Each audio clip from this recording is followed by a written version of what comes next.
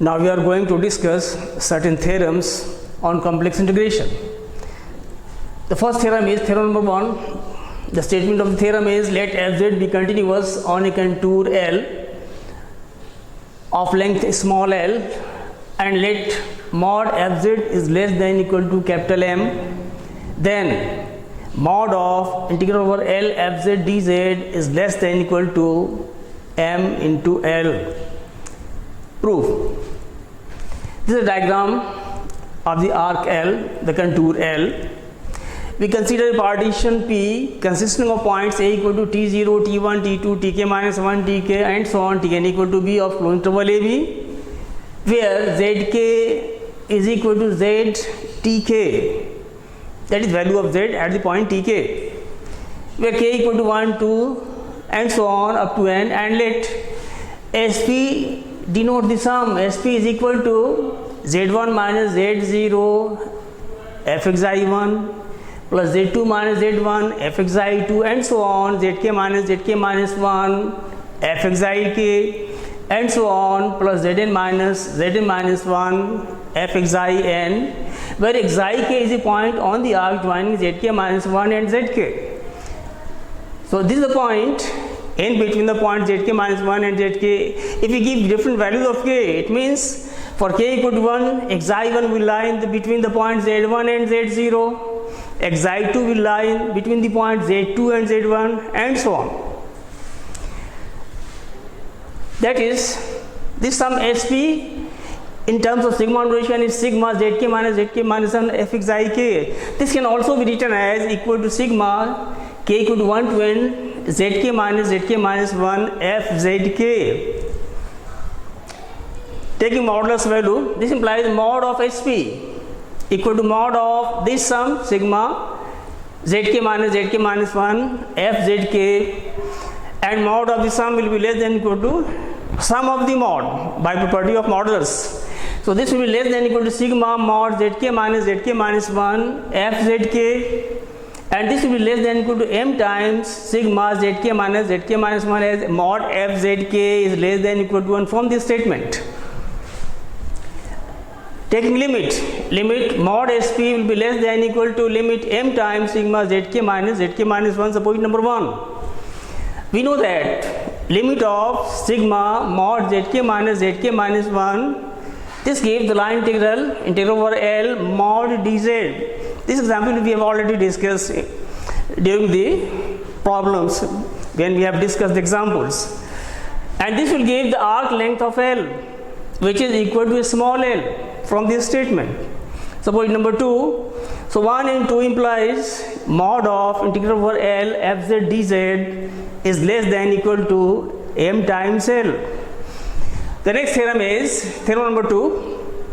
The line integral over L p dx plus q dy defined in a domain D depends only on the endpoints of L if and only if there exists a function uxy in D such that del u del x is equal to small p and del u del y is equal to small q.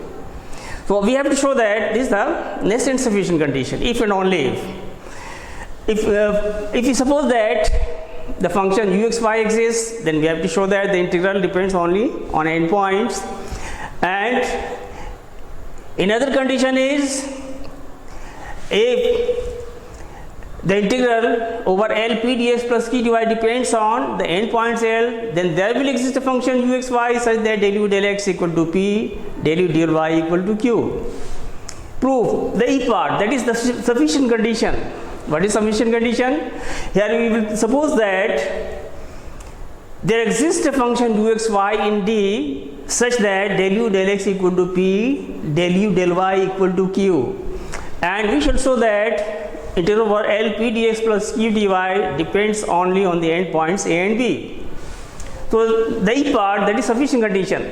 We suppose that there exists a function uxy in D such that del u del x is equal to p, del u del y is equal to q.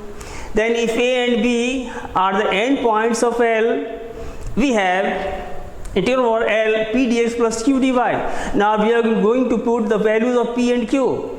This will be integral over L, p is del u del x dx, q is del u del y dy, and this can be written as del u del integral over, now we are converting it into definite integration with parameter t and limits a and b. So this will equal to definite integration limit from a to b del u del x, and this has been written as dx dt dt, plus similarly for this del u del y dy dt dt, and dx dt will be x dash t, dy dt will be y dash t. So in the next step it is integral a to b del u del x x dash t plus del u del y dash t dt.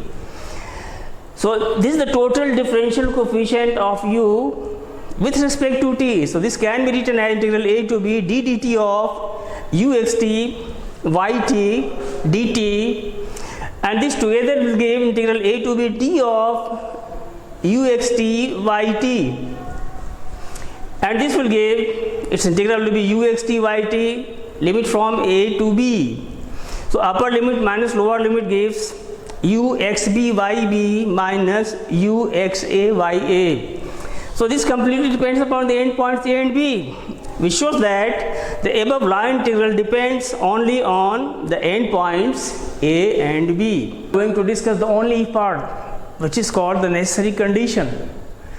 Let the line integral over L p dx plus q dy depends only on the endpoints of L, and we shall show that there exists a function u x y such that del u del x is equal to p and del u del y is equal to q. We choose a fixed point x0 y0 corresponding to this diagram. We choose a fixed point x0 y0 in D. This is our region D, and let xy be an arbitrary point in D. This is a fixed point and this is arbitrary point. We join x0 y0 to xy by a polygonal arc L. This is our polygonal arc L. This point has been joined to this point by a polygonal arc whose sides are horizontal and vertical, that is, these are parallel to the coordinate axis. Polygonal arc L contained in D whose sides are parallel to the coordinate axis. This is parallel to x axis, this is parallel to y axis, again this is parallel to x axis. We define a function u as uxy equal to integral over L p dx plus q dy. By the hypothesis of the theorem, the integral depends only on the endpoints. This we have already supposed. The integral depends on the endpoint. So this function is well defined. We choose the last segment of L. This is the last segment of L. We choose the last segment of L horizontal. This is horizontal. Then y will be constant. If a line is parallel to x axis, y will always remain constant. So y is equal to constant. This implies dy is equal to 0, and x varies without changing the other segment. This is going on without changing its direction. Choosing x as a parameter in the last segment, this is the last segment. We are taking x as the parameter. We obtain uxy equal to integral upper limit x pxy dx plus constant. Suppose number 2. Since dy is 0, this implies y equal to constant, and this will imply integral q dy equal to constant. It has two parts of the integration. First part is integral p dx, second part is integral q dy. So since dy is 0, y is constant, so integral over L q dy will also be constant. Here we do not write the lower limit. Here we have only written the upper limit, not lower limit. We do not write the lower limit as it is immaterial.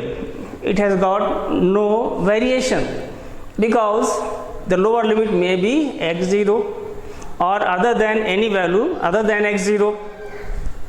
So it is immaterial whether we write the lower limit or not, but it will be a parameter x. From 2 we have del u del x on differentiation. This sign of integration will be omitted and we will be left with only p. So del u del x will be equal to p, differential of constant will be 0. So we are left with only del u del x equal to p. So here we have taken the last segment horizontal, that is parallel to x axis. Similarly, if we choose the last segment vertical, here it is horizontal, if we take last segment as vertical, then we can show that del u del y will be equal to q. So we have shown that if this integral depends on the end points, then there is a function uxy such that del u del x is equal to p, del u del y is equal to q. Okay, thank you.